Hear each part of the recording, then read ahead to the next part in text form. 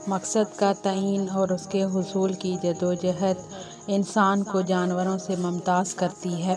انسان مقصد کا احساس ہونے کے باوجود بھی اس کے حصول کی جرأت نہیں کر پاتا، کیونکہ وہ ناکامی سے خوفزدہ ہوتا ہے۔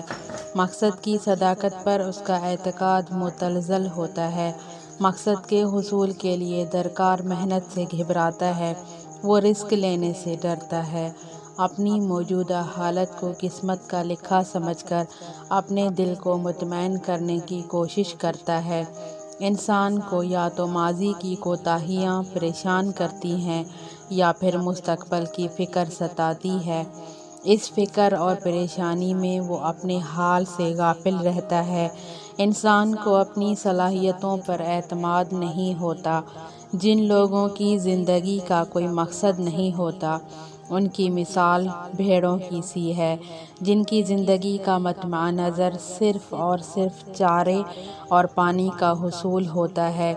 دن اور رات کا آنا جانا، موسموں کا بدلنا یا پھر نئی چراگاہ میں آمد، غرض کسی بات سے انہیں کوئی سروکار نہیں ہوتا، حتیٰ کہ اگر چرواہا انہیں ایک ایک کر کے ذبح بھی کرنا شروع کر دے تو انہیں معلوم تک نہیں ہوتا۔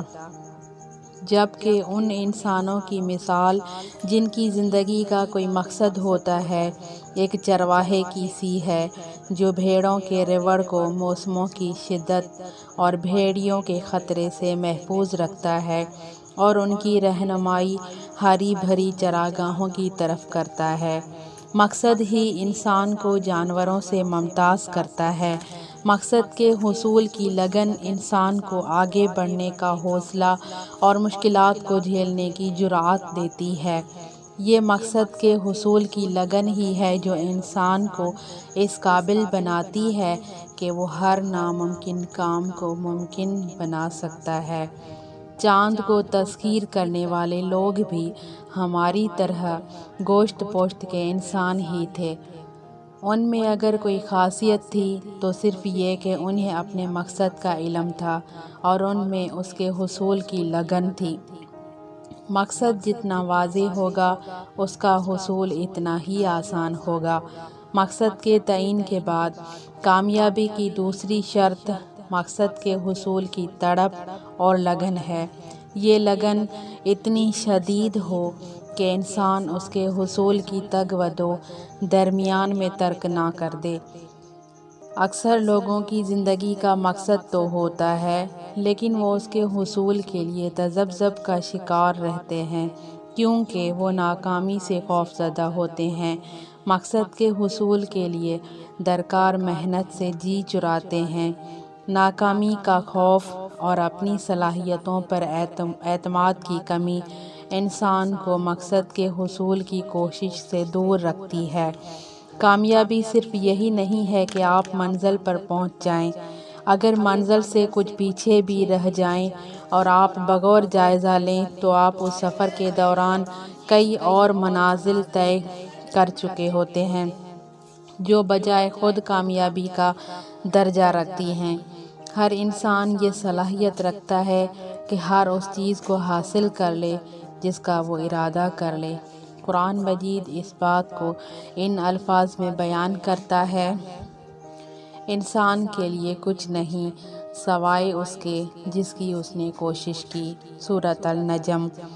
شاعر مشرق علامہ محمد اقبال فرماتے ہیں: عمل سے زندگی بنتی ہے، جنت بھی اور جہنم بھی۔ کچھ لوگوں کا خیال ہے کہ ہم کوشش تو کرتے ہیں مگر نتائج الٹ نکلتے ہیں۔ کامیابی آپ کا امتحان لیتی ہے۔ جو اس امتحان پر پورا اترتا ہے وہ کامیابی سے سرفراز ہوتا ہے۔ ضرورت اس بات کی ہے کہ ہم اللہ پر یقین رکھیں کہ وہ ہمارے ساتھ ہے۔